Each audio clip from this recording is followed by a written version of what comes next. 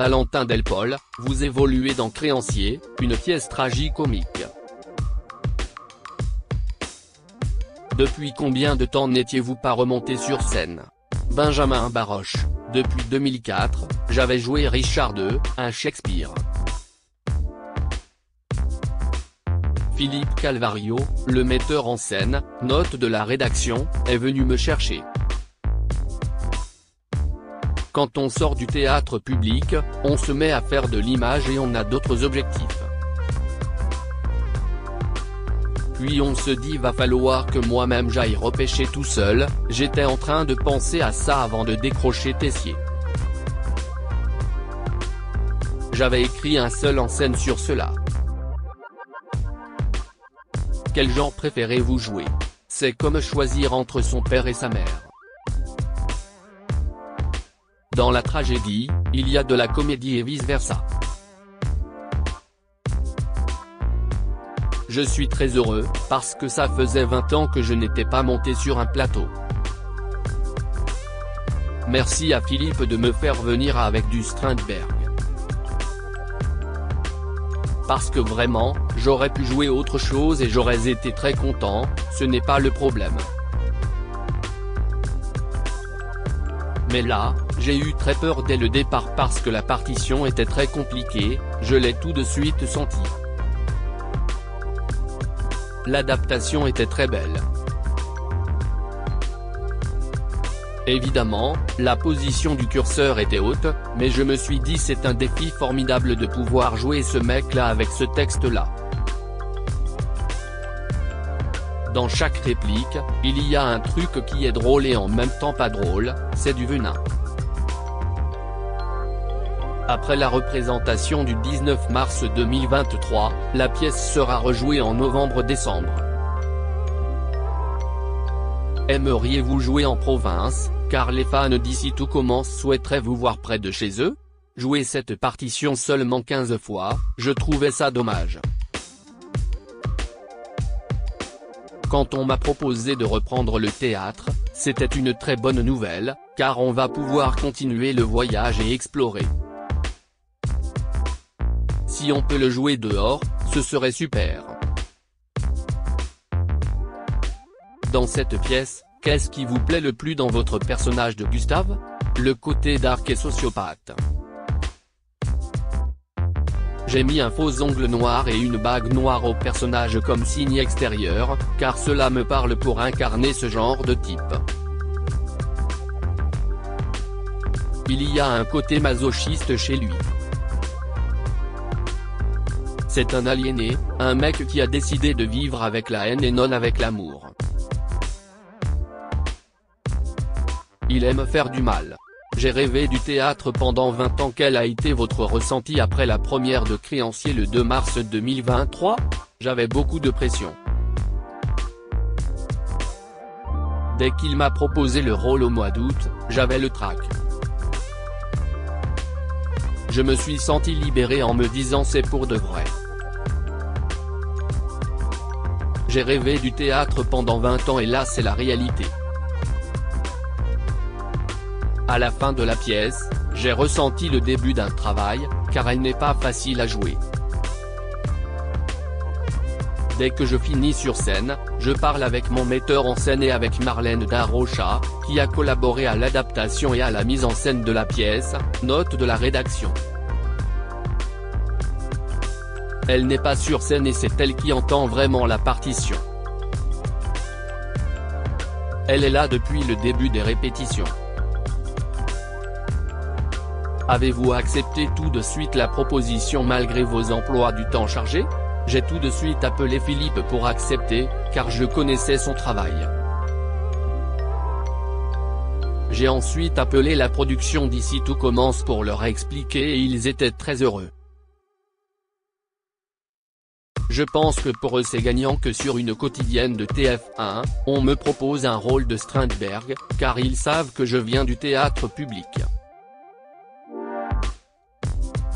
Quand Vincent Mellet, le producteur d'ITC, note de la rédaction, m'a engagé, il m'a dit « Je sais que tu viens du théâtre public, que tu fais des films d'auteur, que tu écris et il faut que tu continues.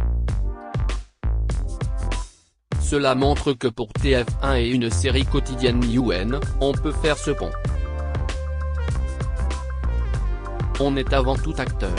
Est-ce difficile de switcher de personnage entre Tessier dans Ici tout commence en début de semaine et Gustave au théâtre à la fin de la semaine?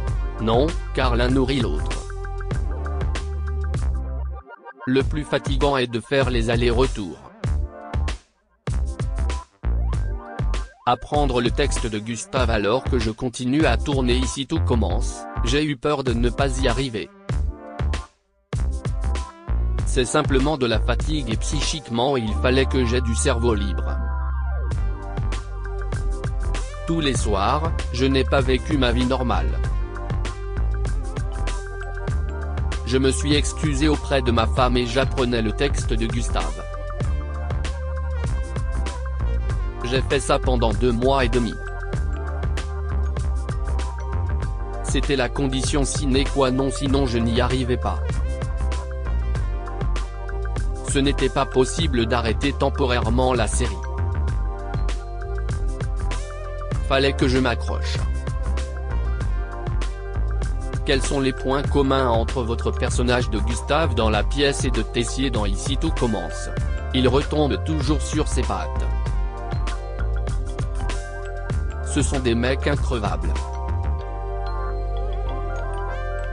Tant qu'ils n'ont pas eu ce qu'ils voulaient, ils ne lâchent pas.